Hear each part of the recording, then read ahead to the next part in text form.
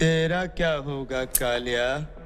सरदार, मैंने आपका नमक खाया सरदार। दोस्तों, आज हम बात करेंगे बॉलीवुड की सबसे बड़ी ब्लॉकबस्टर फिल्म शोले की और उसकी वो अनसुनी कहानी जो शायद आप नहीं जानते। शोले सिर्फ एक फिल्म नहीं बल्कि सिनेमा की दुनिया में एक ऐतिहासिक धरोहर बन चुकी है। क्या आपको पता है कि शोले बनाने के पीछे क्या संघर्ष थे और कैसे इस फिल्म ने अपनी रिलीज के बाद सभी रिकॉर्ड तोड़े? यह फिल्म कैसे बनते बनते एक आइकॉनिक कलेक्शन में बदल गई, जानिए इस वीडियो में। तो जुड़े रहिए 7 एनियाज रिवाइंड के साथ, क्योंकि इस कहानी में हम आपको बताने वाले हैं कुछ बेहद दिलचस्प और अनसुनी बातें जो आपको चौंका सकती हैं। तो चलिए दोस्तों, बिना देरी किए वीडियो को शुरू करते हैं। दोस्तों, कितने आदमी थे? यह सिर्फ एक डायलॉग नहीं बल्कि भारतीय सिनेमा की सबसे बड़ी ब्लॉकबस्टर शोले का प्रतीक बन चुका है। कितने आदमी थे? सरदार, 2 आदमी थे। लेकिन क्या आप जानते हैं कि इस फिल्म को बनाने में कितनी मुश्किलें आईं? शोले एक ऐसी फिल्म है जिसकी यात्रा आसान नहीं थी। क्या आपको पता है कि इस फिल्म की कास्टिंग में लगभग हर बड़े स्टार का नाम बदला गया था? और क्या आपको मालूम है कि यह फिल्म शुरू में फ्लॉप मानी जा रही थी, लेकिन फिर शोले कैसे एक कल्ट क्लासिक बन गई जिसने भारतीय सिनेमा की पूरी परिभाषा बदल दी। आज हम आपको बताएंगे इस फिल्म की पूरी यात्रा, कैसे इसकी स्क्रिप्ट ने एक नया रास्ता खोला, कास्टिंग की अनसुनी बातें और शूटिंग के दौरान आई वो मुश्किलें जिन्होंने फिल्म को एक बेमिसाल हिट बना दिया। तो अगर आप भी इस फिल्म की अनकही कहानी जानने के लिए तैयार हैं, तो इस वीडियो को पूरा देखें, क्योंकि शोले की कहानी सिर्फ एक फिल्म नहीं बल्कि सिनेमा की एक नई शुरुआत थी। दोस्तों, साल 1973 में जब बॉलीवुड में ज्यादातर रोमांटिक और पारिवारिक ड्रामा फिल्में बनाई जा रही थीं, उस वक्त रमेश सिप्पी और सलीम जावेद का विचार कुछ और ही था। उनका सपना था एक ऐसी फिल्म बनाने का जो वेस्टर्न स्टाइल में हो, लेकिन पूरी तरह से देसी टच के साथ। उनकी प्रेरणा हॉलीवुड की कुछ महान वेस्टर्न क्लासिक्स से ली गई थी, जैसे the magnificent seven, once upon a time in the west. लेकिन यह फिल्म सिर्फ एक नकल नहीं थी, यह एक पूरी तरह से भारतीय कहानी थी जिसमें एक्शन, इमोशन, बदला, दोस्ती और ड्रामा सब कुछ था। लेकिन दोस्तों, यह फिल्म सिर्फ एक सपना नहीं था, बल्कि उस ड्रीम आइडिया को भारत की सबसे बड़ी फिल्म बनाने तक का सफर आसान नहीं था। शोले की यात्रा में न सिर्फ बड़ी चुनौतियां थीं, बल्कि इसके लिए बड़ी मेहनत, अनगिनत कठिनाइयां और कुछ बेहद कड़ी कास्टिंग फैसले भी थे। क्या आपको पता है कि इस फिल्म की शूटिंग के दौरान किन किन समस्याओं का सामना करना पड़ा और कैसे यह फिल्म भारत की सबसे बड़ी ब्लॉकबस्टर बन गई, जो आज भी भारतीय सिनेमा का सबसे बड़ा नाम मानी जाती है? इस वीडियो में हम आपको बताएंगे कि शोले की सफलता की कहानी कितनी कड़ी मेहनत और संघर्ष से भरी हुई थी और कैसे यह फिल्म सिनेमा के इतिहास का एक अनमोल हिस्सा बन गई। दोस्तों, जय और वीरू का किरदार शत्रुघ्न सिन्हा और संजीव कुमार को सबसे पहले ऑफर किया गया था, लेकिन जब बात अमिताभ बच्चन तक पहुंची तो वह उस समय बॉलीवुड में ज्यादा प्रसिद्ध नहीं थे। हालांकि सलीम जावेद ने रमेश सिप्पी को यकीन दिलाया कि जय का रोल किसी और को नहीं बल्कि अमिताभ बच्चन को ही दिया जाना चाहिए। यह एक बड़ा और साहसी कदम था, क्योंकि उस वक्त अमिताभ का करियर उस मुकाम तक नहीं पहुंचा था जहां उन्हें लीड रोल दिए जाते। वहीं वीरू के रोल के लिए धर्मेंद्र इतने उत्साहित थे कि उन्होंने खुद ही रमेश सिप्पी से कहा, अगर यह रोल मुझे मिल जाए तो मैं अपनी फीस भी कम करने के लिए तैयार हूँ। धर्मेंद्र का यह जज्बा और उनकी ऊर्जा इस फिल्म में उनके रोल को बिल्कुल फिट बनाती है, जिससे वीरू का किरदार एक आइकॉनिक स्टेटस प्राप्त करता है। इस तरह ये 2 बड़े नाम जो आज बॉलीवुड के दिग्गज माने जाते हैं, शोले में अपनी अदाकारी से एक नई पहचान बनाने जा रहे थे। क्या आपको लगता है कि अगर अमिताभ बच्चन और धर्मेंद्र का चुनाव नहीं होता तो शोले का इतिहास कुछ और होता? दोस्तों, गब्बर सिंह का किरदार पहले डैनी डेंजोंगपा को ऑफर किया गया था, लेकिन जब वह फिरोज खान की फिल्म धर्मात्मा में व्यस्त हो गए तो यह रोल अमजद खान को मिल गया। हालांकि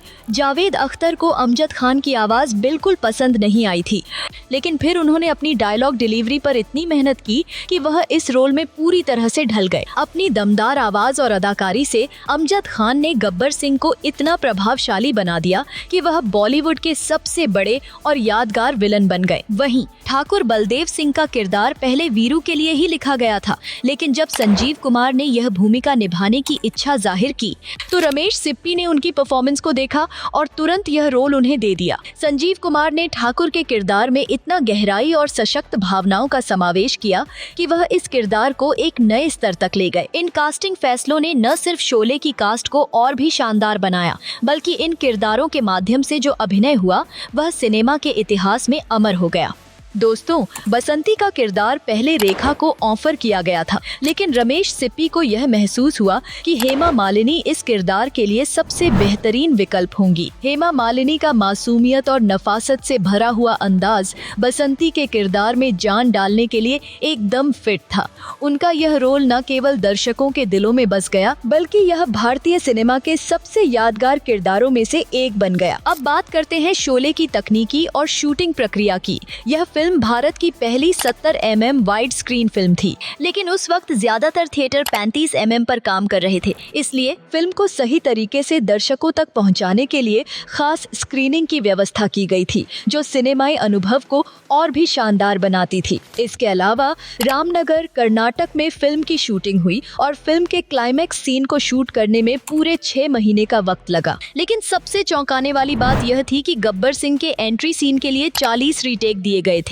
रमेश सिप्पी को इस सीन में बिल्कुल परफेक्ट एक्सप्रेशन चाहिए थे और उनका दृढ़ विश्वास था कि वह इसे सिर्फ एक बार में नहीं बल्कि हर रीटेक के साथ और बेहतर बना सकते हैं। यह सब उन कठिनाइयों और मेहनत का हिस्सा था जो शोले को एक ब्लॉकबस्टर बनाने के लिए करनी पड़ी। इन सब परिश्रम और चुनौतीपूर्ण फैसलों ने ही शोले को सिनेमा की एक ऐसी फिल्म बना दिया जिसे आज भी भारतीय सिनेमा का सबसे बड़ा हिट माना जाता है।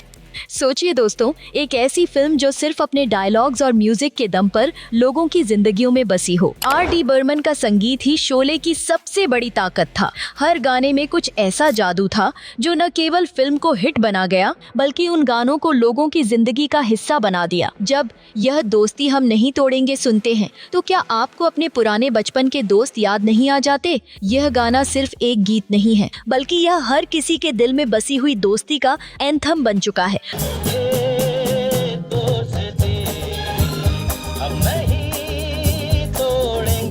शोले में दोस्ती, प्यार और रिश्तों का जो रंग था वह इस गाने में पूरी तरह से महसूस होता है। फिर आता है महबूबा महबूबा, एक ऐसा गाना जिसे खुद R.D. बर्मन ने अपनी आवाज दी।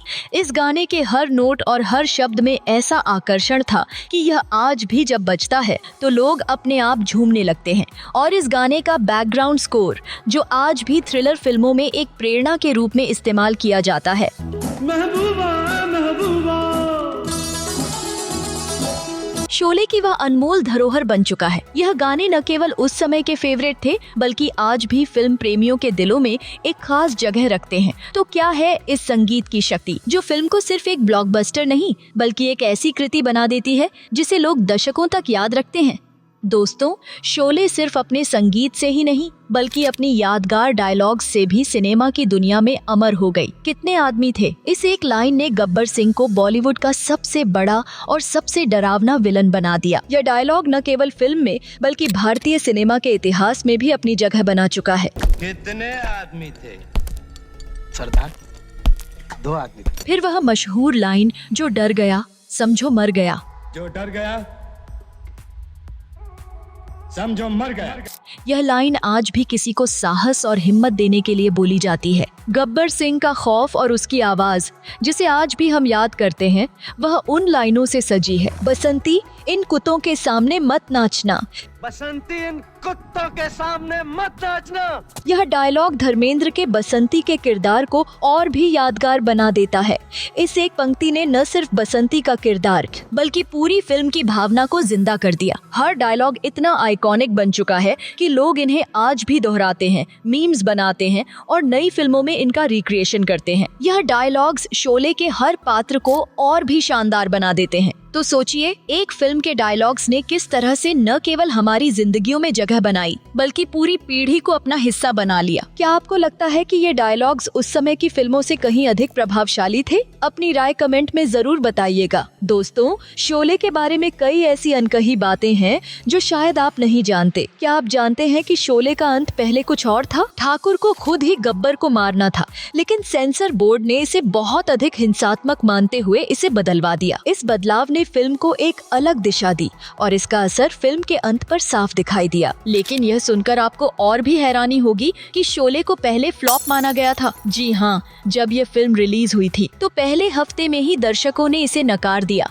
लेकिन जैसे जैसे वक्त बीता फिल्म ने अपने दर्शकों को धीरे धीरे आकर्षित करना शुरू किया। फिल्म का क्रेज बढ़ता गया और शोले भारतीय सिनेमा की सबसे बड़ी ब्लॉकबस्टर बन गई, जिसने सिनेमा की परिभाषा ही बदल दी। अब दोस्तों बात करते हैं गब्बर सिंह के किरदार पर, जो अमजद खान ने निभाया था। अमजद का ऑडिशन पहले रिजेक्ट कर दिया गया था। जावेद अख्तर को उनकी आवाज कुछ हल्की और कमजोर लगी थी, लेकिन अमजद खान ने हार नहीं मानी और अपनी डायलॉग डिलीवरी पर कड़ी मेहनत की। उन्होंने अपने अभिनय को और निखारा और इस प्रक्रिया में वह न केवल गब्बर बने बल्कि बॉलीवुड के सबसे ग्रेटेस्ट और सबसे यादगार विलन में से एक बन गए। गब्बर सिंह का किरदार सिर्फ एक फिल्मी विलन नहीं रहा, वह एक ऐसी छवि बन गए जिसने दर्शकों के दिलों में अपनी गहरी छाप छोड़ी। उनकी आवाज, उनकी डायलॉग डिलीवरी और उनकी नजरें, ये सभी मिलकर एक खौफनाक और स्टाइलिश विलन का रूप देते हैं, जो आज भी सिनेमा के इतिहास में सबसे बड़े खलनायकों में गिना जाता है। तो क्या आपको लगता है कि अगर अमजद खान ने अपनी डायलॉग डिलीवरी पर काम न किया होता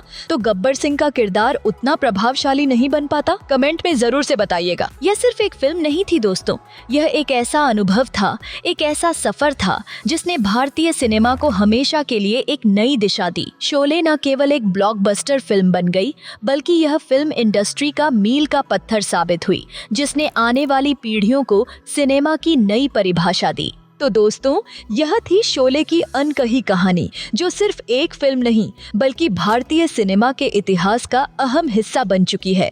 शोले के हर किरदार, हर डायलॉग और हर सीन ने उसे एक अमिट पहचान दिलाई है। अगर आपको यह वीडियो पसंद आया हो तो 7 एनियाज रिवाइंड को सब्सक्राइब करें और बेल आइकन दबाना न भूलें, ताकि आप हर नई फिल्मी कहानी से जुड़े रहें। हम लाएंगे और भी ऐसी दिलचस्प और अनकही फिल्मी कहानियाँ जो आपको चौंका देंगी। तो बने रहिए हमारे साथ, क्योंकि 7 एनियाज रिवाइंड पर हर कहानी में कुछ खास होता है।